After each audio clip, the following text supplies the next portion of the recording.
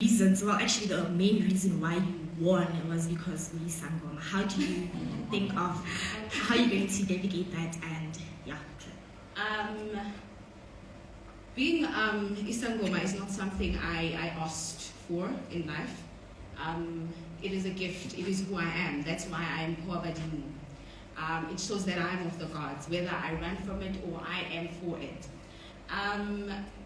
Being in the house has shown me a lot, and I learned a lot from all the housemates that walk those doors. And I've taken from them as much as they have from me. And I had my guard up for the longest time.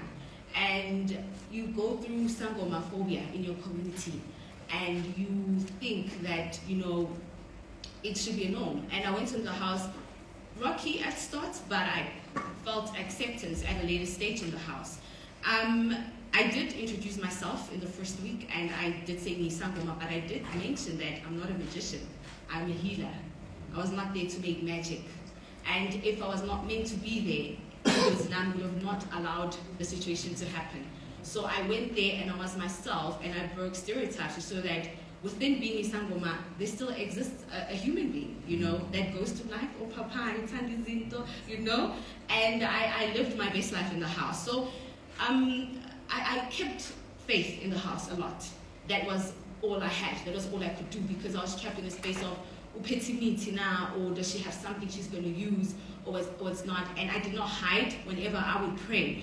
And I did show that Idlozi is not something you can touch with your hand. It's within me. It's the power I work with. So my faith carried me in the house. And winning was destiny. It was a dream that became reality. Thank you. What an answer.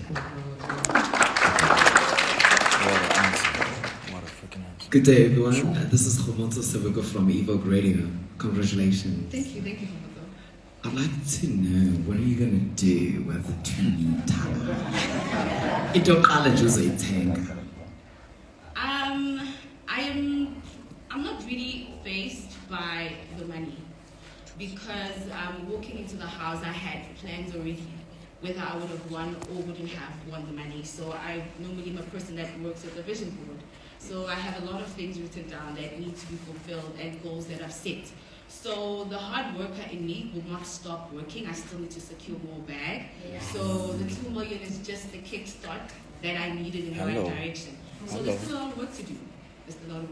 I have 2 questions actually. It can be directed to the housemate or the winner or the runner-up, and also Shirley. I just wanted to ask, with how different the 2 seasons were to this one, in terms of the first week you guys had to open up and you didn't know each other's names. How did that particular task play a role within this season? And also, the second question is, seeing how mental health is an issue in South Africa and the world, how did the crew, or maybe the production team, help the housemates with handling certain situations? Okay, I'll take the first question. In terms of the first week, this season of Big Brother Mzansi was the comeback season, and we are in a very woke generation of youth, and we are all realigning ourselves to ourselves. And the I literally chose us, and I wrote something in the house that Big Brother saw us when we had thought the world had forgotten about us.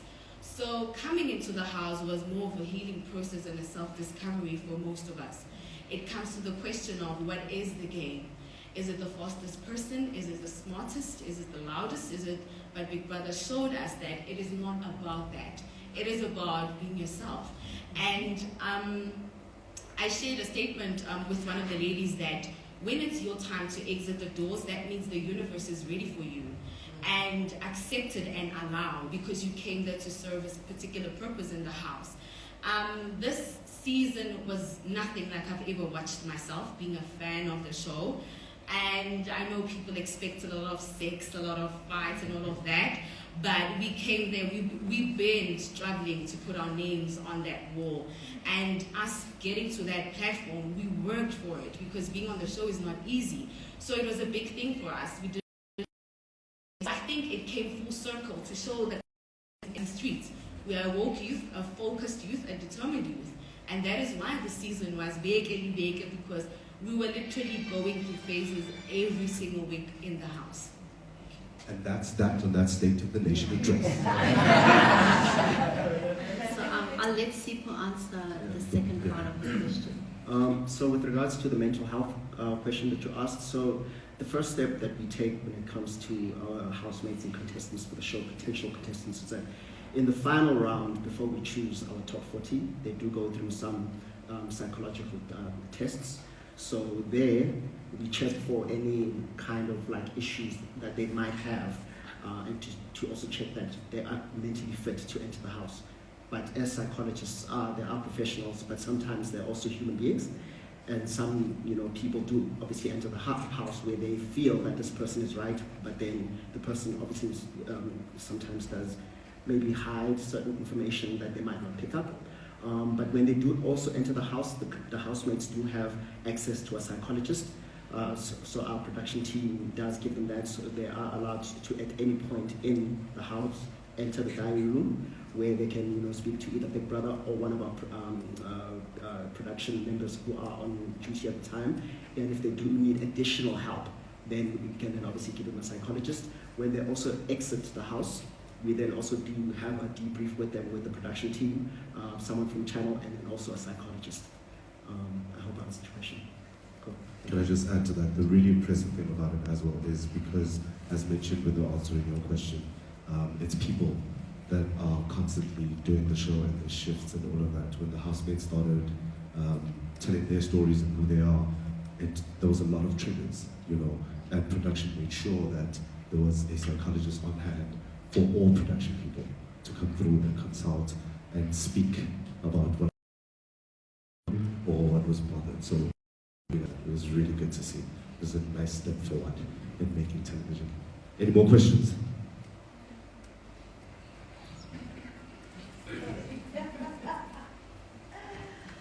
My question is to our winner, Mpho. I'm from Davidson as well, and I saw a lot of people from Davidson tweeting that they were outside your house yesterday. Have you seen any of the reactions? Have you been on social media?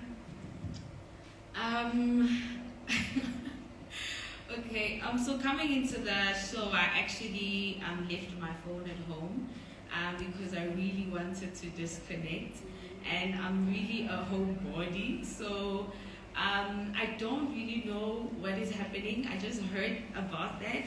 I just know, like I'm saying, I still need to adjust. It's a lot, but because you've been in one case for 72 days and now all of this, so I think I still need to.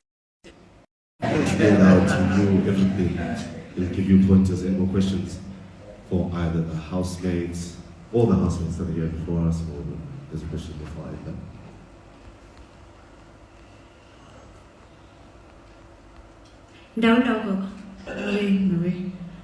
If given a chance, who would you live with out of all the other inmates? She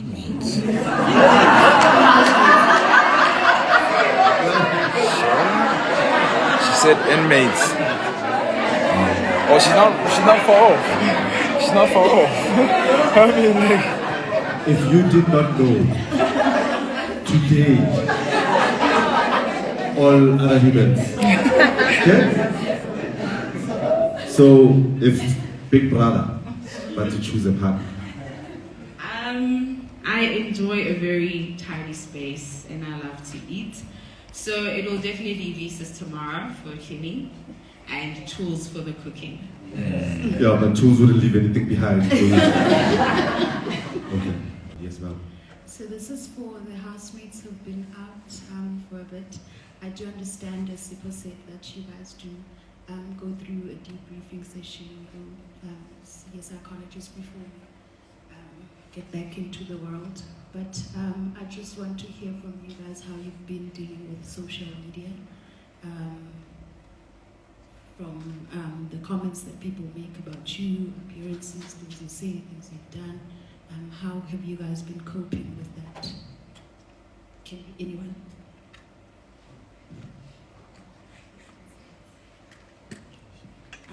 Hello everybody, as you know I'm Acacia, and the reason I want to answer your question is because